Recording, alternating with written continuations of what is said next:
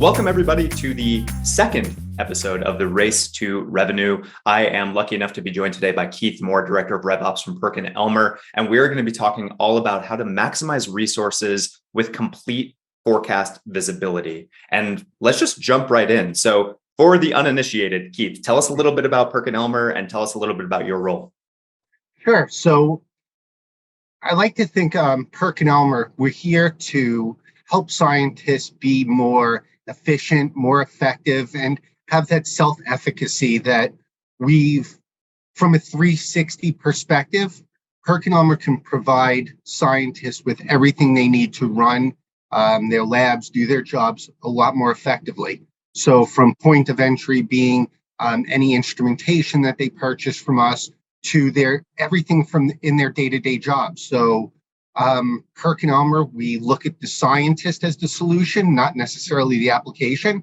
So when we look at it from that perspective, PerkinElmer has to be able to come into the scientist's life and help them be more effective and efficient with their IT needs, their instrument support needs, and again, as well as supporting the right instrumentation and assays and reagents in order for them to be successful. Love that. The scientist is the solution. We feel the same way about the salespeople. The salespeople are the solution. The tech is just an enabler. You are the Director of Revenue Operations. What does that mean? You've got hardware, you've got software components, you've got it all. Tell us about your role. So I kind of look at my role in the same way. So it was funny. Somebody sent me an article the other day, and it explained the business, the sales team, the marketing team, service as this flywheel that keeps turning, keeps assisting their customers in their needs. And it told the story of how revenue operations were really the bearing in the middle, the grease in the middle that just helps that flywheel move faster, more efficiently, and more effectively to drive that business. And one of my team members sent me that article, and I read it, and I really took it to heart, thinking, yeah, it's our job to help our partners work more effectively, connect better, communicate better, and also work more standardized, if you will. We all need to know that the sales numbers that one group is looking at is the same sales numbers that the next group is looking at, that we're not filtering things just slightly differently, and that we're all on the same page. And that just helps the business run and helps us serve our customers much more effectively. I framed wonderfully, Keith. And to restate it, a lot of people think about operations as this role that's all about technology. But what you just said is that it's a lot about people. And you are the steward, you are the enabler of proper collaboration among all these different cross-functional teams that are responsible for revenue, which is most of the company. Pretty impressive. Yeah. So you got that collaboration of people, and then you have the governance of process, as you mentioned, standardizing the way that you're reporting, making sure everybody's singing from the same song sheet, operating out of the single pane of glass. Choose your analogy, choose your metaphor, but you've got that collaboration and governance lens, which is a really interesting combination.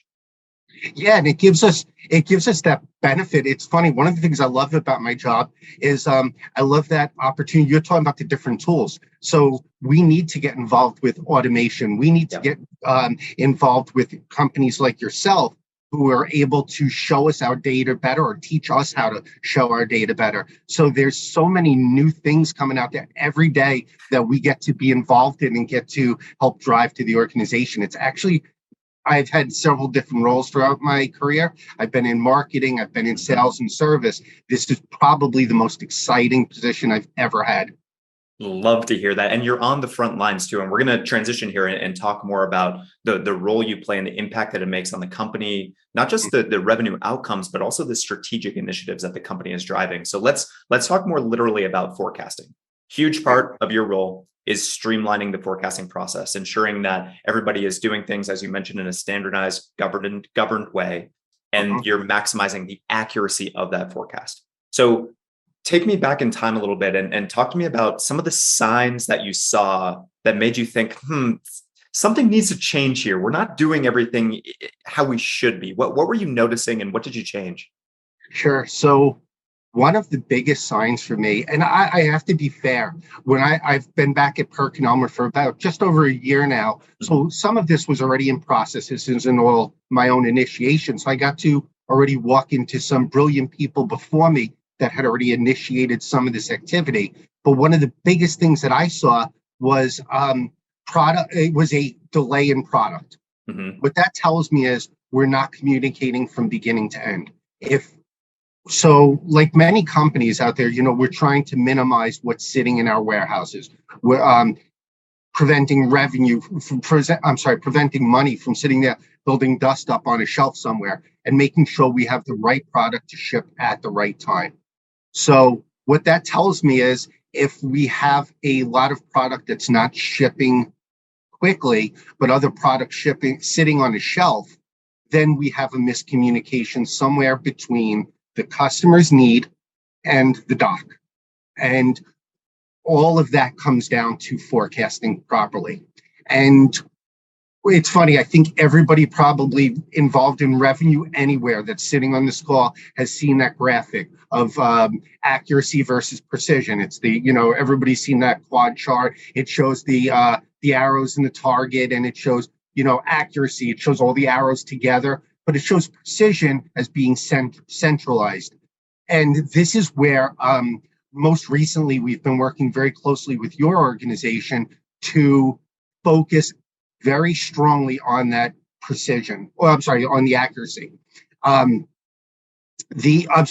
Precision once again. Yeah, precision. Yes. What I think, we all get excited because we're in a very aggressive economy right now. We have our peaks and valleys, and we all want to optimize and hit the targets at the right time. And what's happening is we forecast at the beginning of the month, and if we hit, we celebrate. We say, oh yeah, I forecasted $50 million this month, and we all do cartwheels at the end of the month, and we forget how we got there. Yeah. What Clari has helped us do lately is take a step back and say, okay, we forecasted 50 million, we hit 50 million, but we can't pat ourselves on the back yet. Is that the same 50 million that we said at the beginning of the month that we closed on at the end? Right. Where did that money actually come from? Right. And this is where it becomes important, because if you're not forecasting the right parts to ship out, you're not forecasting the right units to ship out, then yes, you may hit your number at the end of the month. But if your precision is off, what ends up happening is the customer's waiting longer, because your PsyOps group, they say, okay, they look at your forecast at the beginning of the month and they say, okay, these 10 units is what you're forecasting. Yep. You sold 10 units at the end of the month, while everybody else in the organization is sitting there doing backflips. Your PsyOps team is scratching their heads going, these aren't the same 10 units you told me you were going to sell. Now they're in a position of trying to say, okay, what about the 10 that I made? Now I got to put those on a shelf somewhere. Right. And now I got to come up with 10 different models to ship out the door.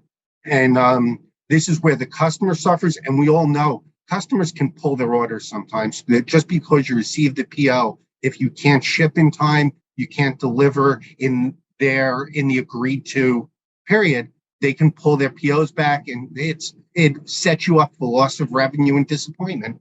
It's such an interesting and this a vicious cycle that can exist. You have, this term that we call revenue leak, which is this is revenue that you've earned that you just haven't yet captured. So you've got inventory sitting on the shelf, you've got POs that are unfulfilled, you've got all these downstream effects. And of course, the revenue outcome or the revenue impact is negative. But help connect the dots between the kind of bottom line or top line revenue and the strategic goals of the company. How does imprecise forecast have downstream effects on higher level strategic goals that the company is trying to pursue?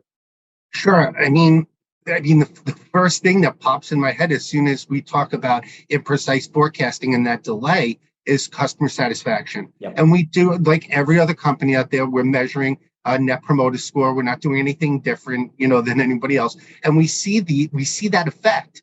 And we see that customers aren't happy that when they purchase a unit that, sometimes they can be in negotiations with you for a year plus. And then they sit there at the end and say, okay, you've known for the last year we're going to be purchasing this unit, and now it's going to take another 3 months to deliver. So that dissatisfaction is probably, I would guess, if you could track it back dollar for dollar, that lack of satisfaction will have an impact, because they either won't buy from you next time, or they'll be more cautious, or so that's probably what I would guess would be one of the biggest impactors.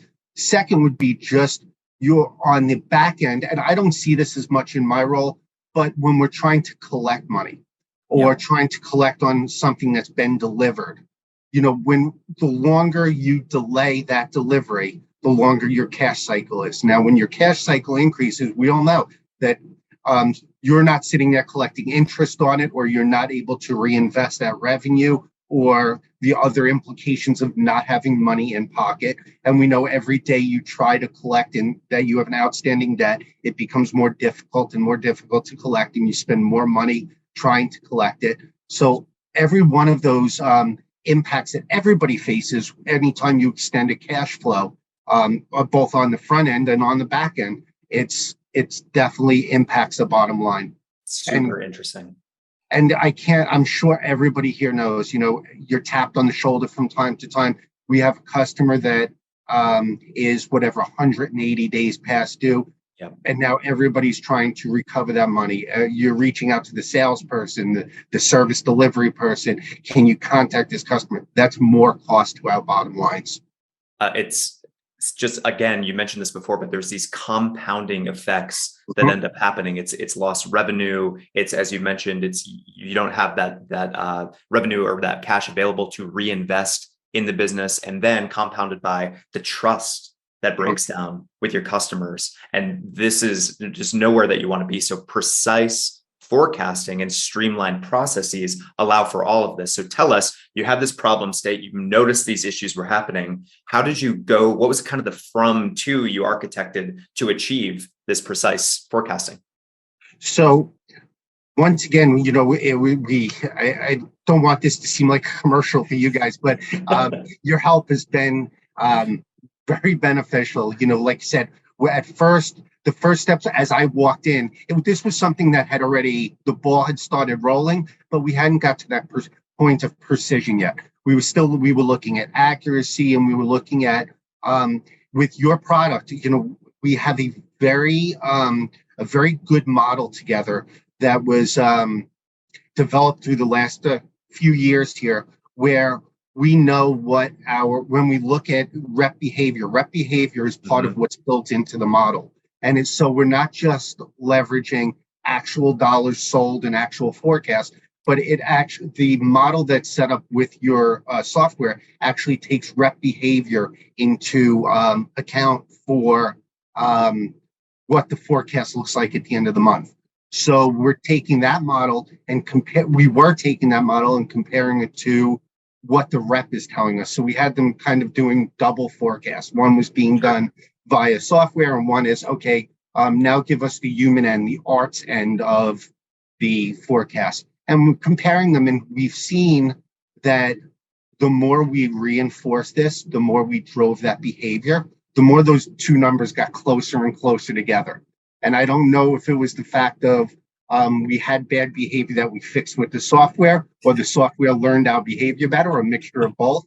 But as those numbers aligned closer and closer, we found that we can start trusting that forecast much more emphatically. And then most recently, building that other dynamic of precision in there, that was eye-opening. I mean, I will tell you, I was, without giving numbers here, I was a little shocked at how low it was at first. But now we're getting to that point of our precision is getting better and better, because we're holding people accountable to say, not only are you going to bring in this $2 million this month, but is it those 5 accounts that you told us about? And when we're holding that, and when we're making people more accountable to the deal by deal decisions, it's actually been driving a much better behavior. This combination of, you mentioned the art and the science, and trying to find the right balance between the human and the machine. That's a large part of what we're doing here. People are still selling to people. So there is still some artistry involved. Obviously, there's still a lot of uncertainty that is involved, but there's so much more data now from a revenue perspective. And ignoring that data and ignoring the power of the science of that data is not wise these days. So it's awesome to hear that you found the right way to blend those two and experience the sort of the positivity of the yin and yang of the human and the machine, the art and the science. It's really interesting to hear. Yeah, and I think one of the really crucial things, and again, I gave my background earlier, I was in sales for a number of years. I'll tell you, first time people are bringing new numbers and new metrics in front of you, your head starts spinning. You're like, why do we need this? We were doing this well in the past. We throw up all those objections that our customers throw up to us, and we do the same thing. But once you can get people or the sales team to accept those metrics and use them as a tool rather than using them as a lack of a better term, a weapon, Sure. or when you involve them in the science of it, and that this should be something to help you, not a hindrance, or not something that's here to contradict what you're telling us, then I think that's when things really start to take off, when the team accepts the tool and starts using it effectively. 100% agreed. And give us an example of what is one of those metrics that you've seen the field or the sales team really gravitate toward and find value in? So one of the metrics that we've been focusing on a lot lately is actually a combination of metrics. It's sales velocity, and I know that this is nothing new to anybody. I've seen this in multiple organizations. It's a breakdown of a few different dynamics. It's days to close, days to win an order. It's average sales order size, win-loss ratios, etc. And that's where the rep behavior the reason I like it so much is it is partially science, and it's also the science accounting for the art. Because when it takes a sales rep, 30, 45 days to close, if there's a change in that behavior, the software actually uses it to do additional predictions or to alter predictions. And it's great because it's, I don't know, again, coincidental or not, but we're seeing a lot of positivity over the last few quarters as to days to close and win-loss ratios. It's amazing. It's that old saying, if you don't measure it, you can't improve it. And so finding ways to measure and quantify some of these rep behaviors and show them what the gold standard is and drive, as you mentioned before, that governance, that standardization in behaviors and in process. This is how you scale, and this is how you get repeatability. So now you're there. You had this system that some of which you inherited, the solution was someone in place, but you've come and you've helped sharpen it. What's been the impact on the forecast, and importantly, what's been the impact on the way that you're managing the supply chain? So forecasting has definitely, and again, I'm not taking credit for it. A lot of it was in motion when I came. I wouldn't want to take that from my predecessors, but I've seen a continuous improvement with forecasting getting better and better. And I think, again, we're to the point where I think we can almost do away with having the reps do that double duty of telling us what their forecast is outside, because those models are lining up so closely. And again, if they weren't in the software and they weren't looking at it themselves, I'm sure that the impact would be a lot different. But as the reps accepted it as a tool and as a benefit to them and to the organization, I think that those numbers are, again, lining up a lot better. And I think that we're seeing a lot more streamlined activity, and we can trust the results. And that's what it all comes down to, because anyone in the organization who has access to Salesforce or to Clari should be able to log in, see the same numbers, and talk to each other about it and say, I see your forecast is X, and not have to battle it. It's just, oh yes, that is our forecast this month, and and be able to trust those numbers. Because to your point, the next step is, how are we using it? And to be able to take those, to be able to have our PsyOps team now be able to come in and say, okay, I don't have to talk to you this month. I don't need to get you on the phone, Kyle, and ask you what your forecast is and which units are going to close. I'm just going to log into your Salesforce and I'm going to order those 6 units that you forecasted. Now your precision is getting better, so Now I know out of those 6 I purchased, you're going to sell 5, and I'll be, I'll be happy with that. So yeah, using those metrics to more and more confidently be able to stock our shelves or to be able to um, prepare partial units for just-in-time delivery, etc. That's where we're heading.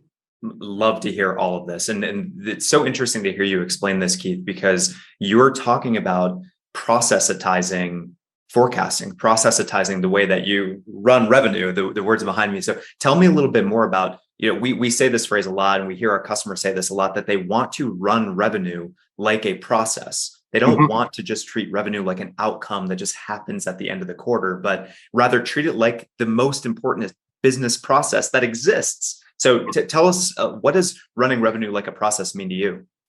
So I think from my experience, what I've seen is a lot of companies are great with the front end of that. So they're getting better with their forecasting, but they're not using from what I've seen is we don't effectively use those tools to drive the back end. So I see a lot of revenue getting tied up post sale. So days to win an order, days to lose an order, they tend to flatline. There's only so fast a customer can move. There's only so fast a customer can act. But once we have PO in hand, the first big gap, the first big hurdle we face is how fast can we get the unit out the door? Sure. And that's all a function of how well did we forecast? How well did we how well did we define our needs? And how well can we trust those numbers? And every step after that is another domino. So once you've delivered it out the door, if you can trust your forecasting, you can trust your unit for unit predictions, then okay, I should be able to, by the time my PO comes in, I should be able to tell you when the unit's going to show up, when I need a service engineer there to install it. Yep. I should be able to tell you, all of this should be able to be predicted the day the PO comes in. And that's what your running revenue is your revenue cycle. It's actually, I think, it's all a function of good prospecting and good forecasting. Wow. And if you're delivering on time, then all of your other key metrics that follow should be very consistent and very, very predictable. Consistent, repeatable, predictable. Love that. And now let's layer on this lens of the macroeconomic uncertainty. So how does having this standardized process, having a really dialed in understanding of how revenue is being generated, how does this help you kind of make changes or adjustments when unforeseen problems like a down economy enter the ring? So when we understand our processes better. So you made a comment earlier, and we've all heard it before, about if you're not measuring it, you can't fix it or you can't adjust it. When you're making those measurements and you're looking at it on a very time-specific basis. So give you the example. If we know that we can trust our forecast and we can manufacture to forecast, then we know we can ship out the door 2-3 days after a PO comes in. So we can start, we know that window is going to be 2 to 3 days. So now we have like you said, a macroeconomic issue. So supply chain issues occur. But now that we know that window, before that window could have been maybe a day if we lucked out and it was sitting on the shelf, to 2 months later if we forecasted incorrectly. Now if we know that window is 3 to 4 days, we can inform our customers. We can say, listen, we know X parts are having supply chain issues. We all know about the chip shortages during COVID. Yep. If we know that window is normally 2 to 3 days, we can now predict or communicate the challenges we're going to face based on it. So we know our manufacturing time is going to increase by a month. So we can tell the customer, yes, in the past, we've delivered to you within 3 days. Now it's going to take a month. And so 2 things, it becomes predictable if you're measuring it and you're watching it. And 2 is you buy goodwill with your customers and with your partners by being able to communicate it accurately. If you know that your partners in the past, if you know where you've purchased from PerkinElmer, and every time we say it's going to be 3 days, it's 3 days. Every time we say it's going to be a week, it's a week. When you come back and you say it's a month, it's going to be a month because of supply chain issues, they'll trust you. It's hugely important point. You control the process, you can predict the process, and then you have to have the courage to communicate bad news, which many people or many companies are unwilling or unable to do that. And you're willing and able to do it. And it's saving you, the revenue that you're bringing in, it's maintaining that trust with customers. So really well said there, Keith. Yeah. Me personally, it's funny. I'm in the middle of getting my car fixed. And when they come and they tell you it's gonna be 3 days. Now, you don't want to be without a vehicle for 3 days, but the reality is it's better than me having to call up every morning and say, is my car done yet? Is my car done yet? No, we told you it's gonna be 3 days. It's 3 days. Exactly right. Exactly right. Well, that is amazingly all the time we have. That absolutely flew by. So thank you so much, Keith. Recent half marathon finisher. Congratulations again on that. This topic was hugely valuable, maximizing resources with forecast visibility, talking all through supply chain, talking about macro, just an incredible lens that you have on the state of the business and all the things you're making happen. So kudos to you, Keith. Thanks again for the time. Thank you for having me. This was great. All right, now we'll talk soon. Thank you. Bye. Bye.